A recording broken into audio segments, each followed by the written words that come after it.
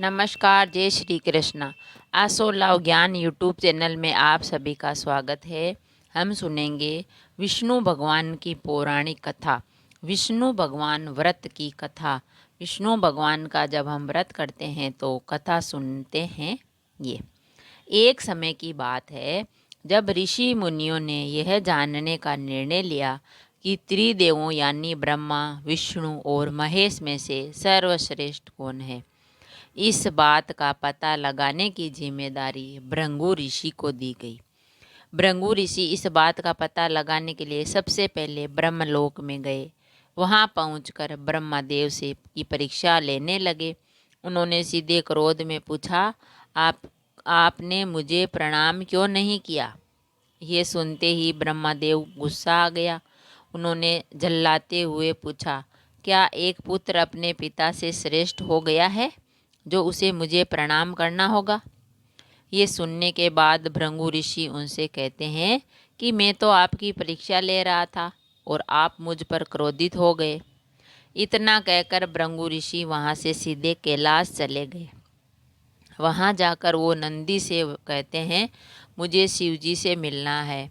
नंदी ने ऋषि को जवाब देते हुए कहा, मैं भगवान शिव का ध्यान भंग नहीं कर सकता। ऐसा करने पर भोलेनाथ क्रोधित होंगे। नंदी का जवाब सुनकर भृगु ऋषि खुद ही शिवजी के ध्यान को भंग कर देते हैं। शिवजी का ध्यान भंग होने पर वो भी गुस्सा करते हैं और भृगु ऋषि को भस्म करने की बात कहते हैं। तभी माता पार्वती उन्हें रोकती है और ऋषि मुनि को क्षमा करने की प्रार्थना करती है। शिवजी के गुस्से को देखने के बाद भृगु ऋषि कैलाश से सीधे बैंकुंठ चले जाते हैं। वहाँ वो देखते हैं कि भगवान विष्णु आराम कर रहे हैं और माता लक्ष्मी उनके पैर दबा रही है। उसी वक्त भृगु ऋषि सीधे विष्णु भगवान की छाती पर पैर से प्रहार कर देते हैं। इस प्रहार से भगवान विष्णु की नींद खुल जाती है और वो भृगु ऋषि से प्यार से पूछते हैं, हे ऋषिवर, मेरे कठोर शरीर से कहीं आपके कोमल पैर को चोट तो नहीं लगी? अगर लगी होगी तो मुझे क्षमा कर दे। ये सुनते ही ऋषि प्रसन्न हो जाते हैं और समझ जाते हैं भगवान विष्णु ही त्रिदेवों में सर्वश्रेष्ठ है। माँ लक्ष्मी भी ये सब होते हुए देखती है। वो गुस्से में कहती है, नाथ, उन्होंने आपको पैर से मारा और आप इस तरह प्रेम भाव दिखा रहे हैं। क्रोध में वो भगवान विष्णु को छोड़कर बैंकुंठ से सीधे धरती चली जाती है और महाराष्ट्र के कोल्हापुर में रहने लगती है। माता लक्ष्मी के बैंकुंठ छोड़कर चले जाने पर भगवान विष्णु को लगता है कि उनका सम्मान और संपत्ति नष्ट हो गई है। इसी वजह से उनका मन काफ़ी अशांत रहने लगता है। फिर वो माता लक्ष्मी की तलाश में धरती पर चले जाते हैं। धरती पर जाकर भगवान विष्णु श्रीनिवास नामक व्यक्ति बनकर माता लक्ष्मी को ढूंढने लगते हैं। माता लक्ष्मी को ढूंढते ढूंढते वो बैंकुंठचल पर्वत पर क्षेत्र में स्थित बकुलाई माई के आश्रम में पहुंच जाते हैं। वहां बकुला माई ने उनका आदर पूर्वक स्वागत किया और उन्हें आश्रम में ही रहने के लिए कहा। उस आश्रम में भगवान आराम से श्रीनिवास बनकर रहने लगे। कुछ दिन बाद वहाँ एक हाथी आ जाता है जो सबको परेशान करता है। यह देखकर श्रीनिवास धनुष बाण लेकर हाथी की ओर दौड़ते हैं। उन्हें आता देख हाथी डरकर घने जंगल में भाग जाता है। श्रीनिवास उस हाथी का पीछा करते हुए थककर एक सरोवर के पास पेड़ की छाया में आराम करने लगते हैं और कुछ ही देर में उन्हें वहां नींद आ जाती है। नींद में वो कुछ युवतियों को शोर सुनते हैं जिससे उनकी नींद टूटती है। आंखें खोलते ही वो खुद को 5-6 युवतियों से घिरा पाते हैं। युवतियां श्रीनिवास को डांटते हुए बोलती है, यह राजकुमारी पद्मावती का उपवन है और इस क्षेत्र में पुरुषों का आना एकदम मना है।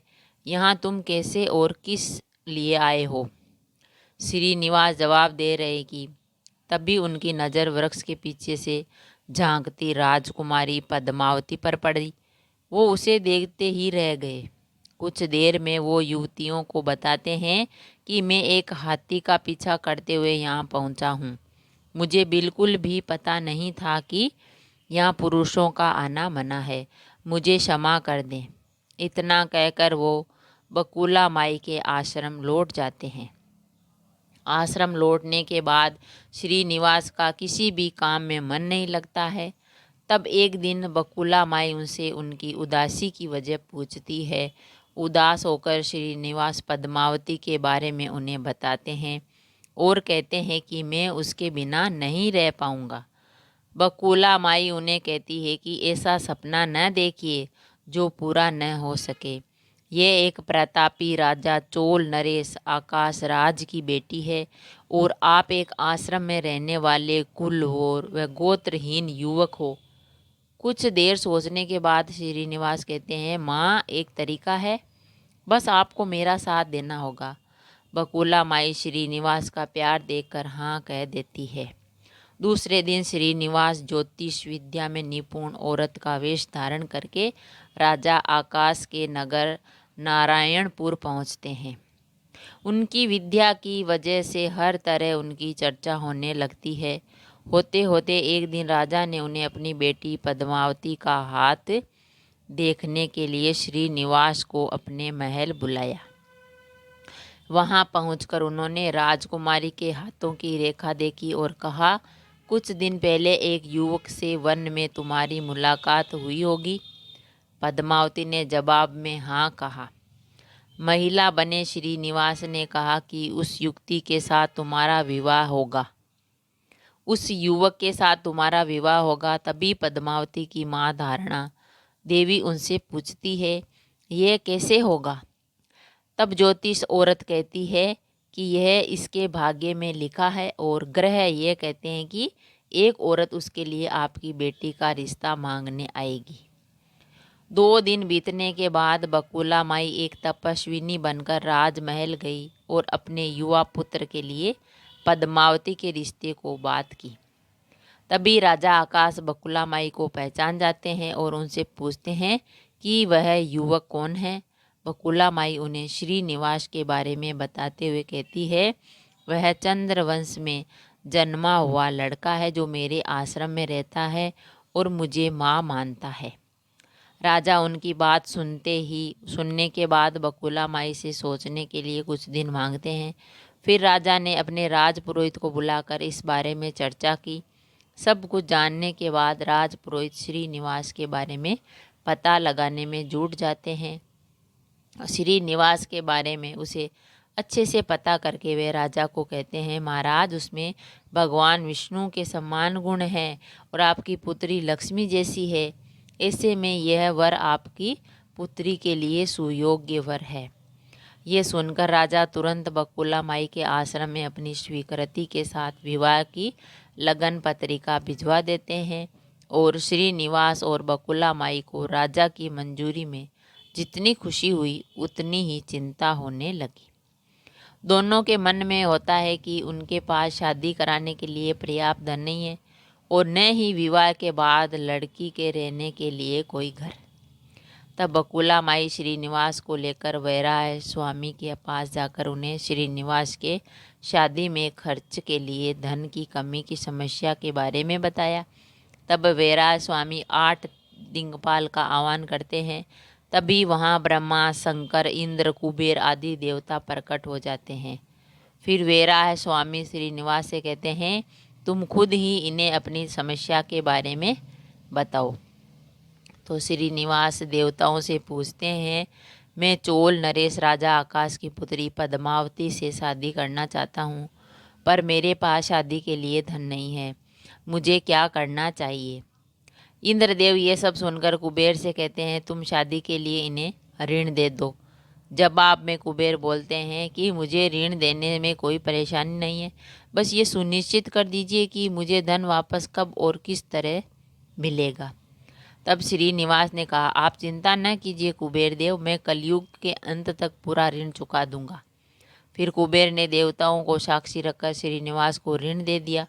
उन पैसों से वह पद्मावती से बड़े धूमधाम से शादी करते हैं। तभी उनकी शादी की सूचना लेकर नारद जी कोल्हापुर पहुंच जाते हैं और माँ लक्ष्मी को सारी बात बता देते हैं। जैसे ही माता लक्ष्मी को पता चलता है कि विष्णु जी श्रीनिवास बनकर पद्मावती से शादी करके वेंकटचल पर्वत पर रह रहे हैं तो वह उदास हो जाती है। कुछ ही देर में वो सीधे विष्णु भगवान से मिलने के लिए वेंकटचल पहुंच जाती है। वहां वो देखती है कि पद्मावती बड़े प्यार से श्रीनिवास की सेवा कर रही है। माँ लक्ष्मी से रहा नहीं जाता और वो उन्हें भला बुरा कहने लगती है। आखिर में वो पद्मावती को बताती है कि श्रीनिवास नहीं बल्कि मेरे पति विष्णु है, तुमने इनसे कैसे विवाह कर लिया। फिर माता लक्ष्मी और पद्मावती के बीच बहुत देर तक वाद विवाद होने लगता है। ये सब देखकर श्रीनिवास को बहुत दुख हुआ और वो वहाँ से थोड़ा पीछे हटकर एक पत्थर की मूर्ति पर बन जाते हैं। माता लक्ष्मी और पद्मावती दोनों ये देखकर बहुत परेशान हो जाती है और कहती है कि अब श्रीनिवास किसी के नहीं रहे। तभी मूर्ति से आवाज़ आती है, देवियों में हमेशा इस स्थान पर रहूँगा और मुझे लोग वेंकटेश्वर स्वामी के नाम से जानेंगे। मैं यहाँ रहकर अपने भक्तों की इच्छा पूरी करता रहूँगा।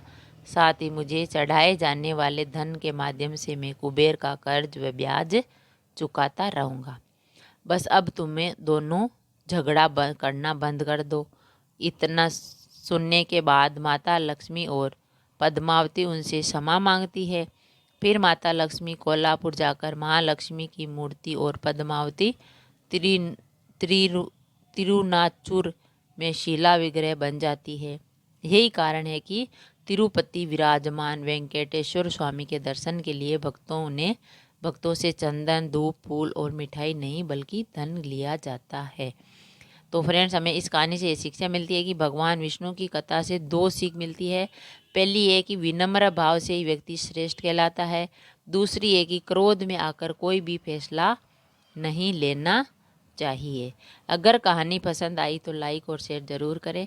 ऐसी ही कहानी और कथा सुनने के लिए चैनल को सब्सक्राइब करें। थैंक यू, धन्यवाद।